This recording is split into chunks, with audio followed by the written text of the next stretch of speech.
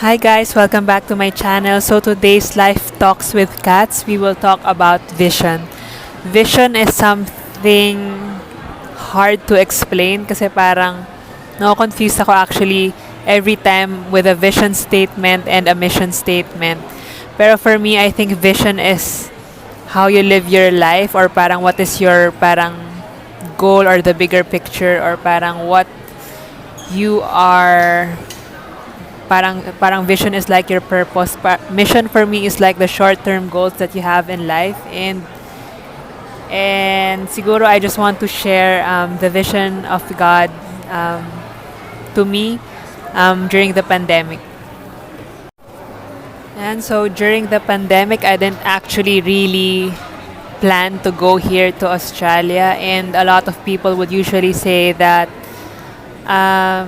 maybe you were just peer pressured, or maybe you were just jealous of a lot of your friends who are there, where in fact I don't really know much who are staying here in Sydney, Australia. And nagulat ako, and siyempre parang those were all distractions for me, but I held on to the vision of God na sinabi niya na I opened the doors of Australia for you. And during those times na yung visa ko sobrang tagal lumabas, it took me so long to get the visa approved, and it took me a lot of hurdles, and I even applied to Melbourne first and then went to Sydney, and then there were a lot of complications to the point that I have to take my IELTS again and then submit a new COE, relaunch my visa, and then I was also deferred and everything. But now after 8 months, 9 months, and almost a year, I'm already almost a year already, and I'm already here in Australia. To be honest, every time I walked in George Street, it's still something I cannot really believe kasi nga parang it was just a dream, it was just a vision from God. But as you can see, andito na ako sa Australia, and nakakatuwa because you can just really prove how God is really very faithful, and you can see how God is true when He sends you a vision in your life, and the vision can be parang vague. Hindi naman vague, it must be very clear to you that that is the vision of God. Pero siyempre parang not everyone will agree to that vision kasi ikaw lang, it's only you who knows that vision, and you know that it is from God.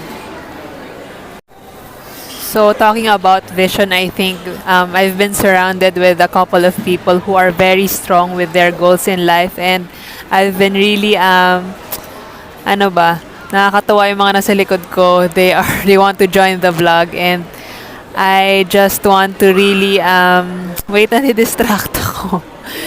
I want to share with you lang that there's really a lot of people who are very strong with their vision in life, and they would always write it down. And sinabi rin naman ni God dito sa Bible that in Habakkuk 2 verse 2, write the vision, make it plain on tablets so he may run who reads it. So sinasabi ni God na when you receive a vision from Him, just write it down and always make it clear,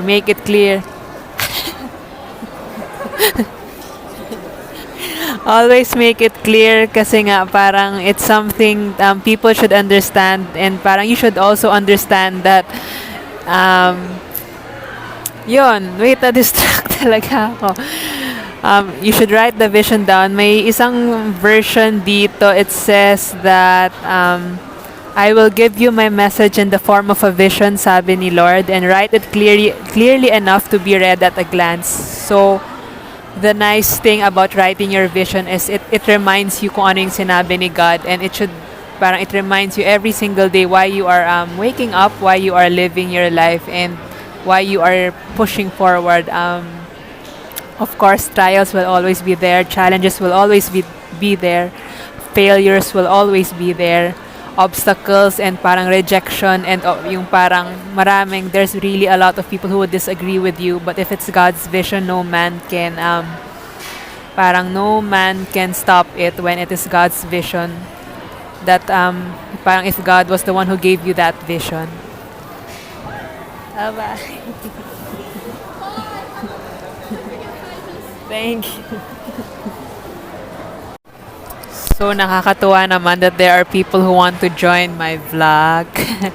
So nakakatuwa siya. So I just want to share a bit of notes that I have regarding the word vision. So vision is what you see with your eyes closed. So usually um, parang that's what you dream of. That's what God is pressing into your heart, into your mind, into your soul. And you can always hear God. You can always feel God through fasting. So you should really focus your time on Him. Spend time with Him to hear what He has to say because God doesn't shout. God only whispers to you, and you really need to have that quiet soul, quiet mind to hear what His plans for you are. And um, yun nga, parang everyone needs to have a vision because without a vision, people perish. When there is no vision, people perish, sabi sa Proverbs 29:18. And yun nga, parang when you don't have a vision, parang what's the point of living? So people would stop caring, people wouldn't have even the energy to wake up, even though they say that they have the drive. But if they don't have a vision, if they don't have that parang purpose from God, then there's no point of living your life here on earth.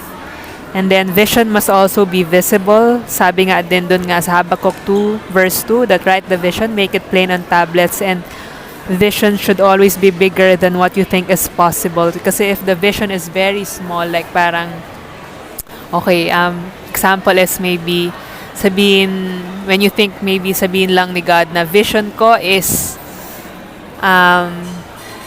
maka kain mamayang gabi.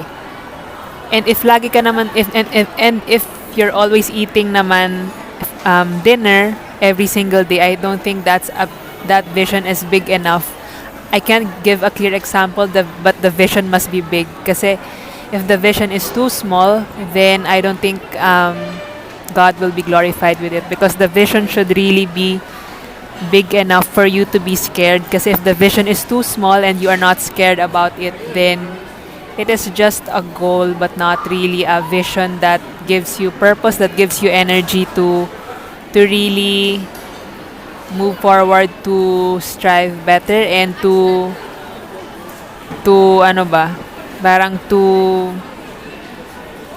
keep you going. And then so God doesn't really look for a vision that has to be perfect.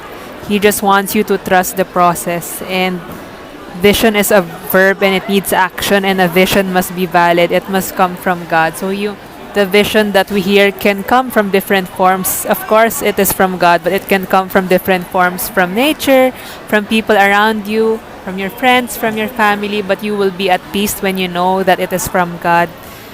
And yun, parang great miracles come from persevering, and the more you slow down, the more things you see that the Lord is doing. And I have a testimony for this kasi when you really stop striving, when you stop doing your way sa mga tao sa buhay nila, you will see that God is still moving in their lives, and you can see that God is moving behind the scenes. And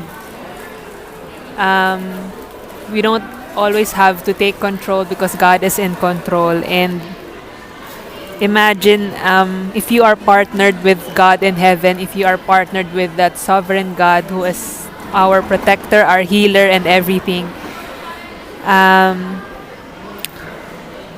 Parang what can you ask for, diba? Parang how will your vision change? How will you change, etc. And kasi parang if you think that God is too small, then we would only have a small vision. But if you know that God is too big, hindi naman too big, God is really big, and you will know that yung vision na yun is really grand, and He really has a plan for you. Yung favorite verse ko nga na His plans is always to protect us and not to harm us, but to give us a future.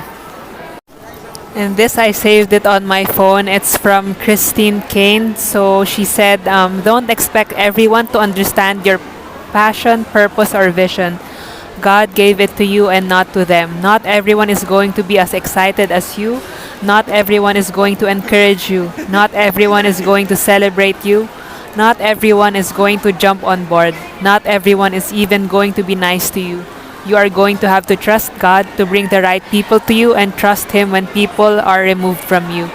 Keep moving forward in faith despite the obstacles, challenges, delays, and rejections, disappointments, and naysayers.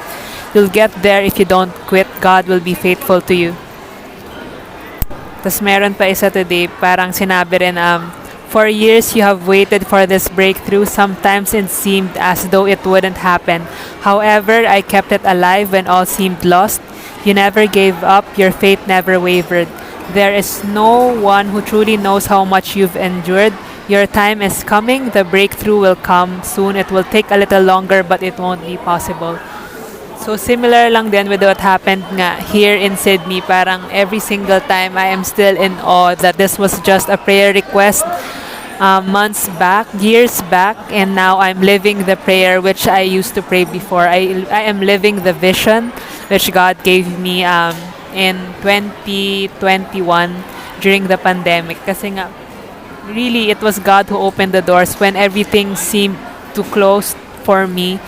God made a way for me to come here, and I am really grateful that I am here because sobrang na build yung faith ko. My faith was stronger here to the point that I knew the Holy Spirit deeper and I was able to pray in tongues already, and I'm really happy because in this journey here in Sydney I've learned a lot of things. It's really hard to explain the things that I've learned, but it's really a lot, from forgiving to understanding to trusting people and to really just loving and accepting the cultures that I am with.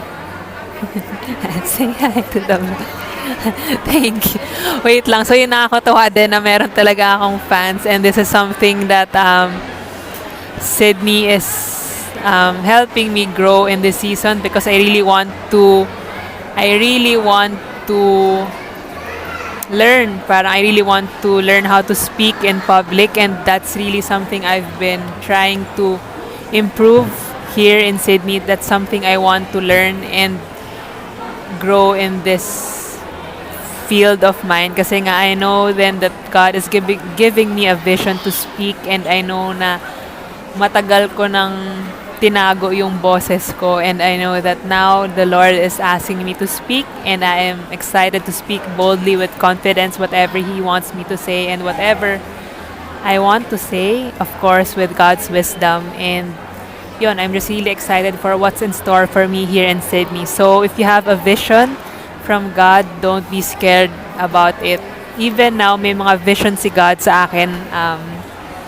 Basta, nandito lang siya lahat, and it's really exciting to see yung mga nangyayari. Siyempre, there are times na parang ako, Lord, I don't think it's going to happen because I don't see a bit of it. Well, I don't see, hindi naman a bit. Well, I see God really moving. Pero siyempre, there will always be challenges in everything, in all aspects of our life. But God has been always faithful to remind me of the vision that He has given me.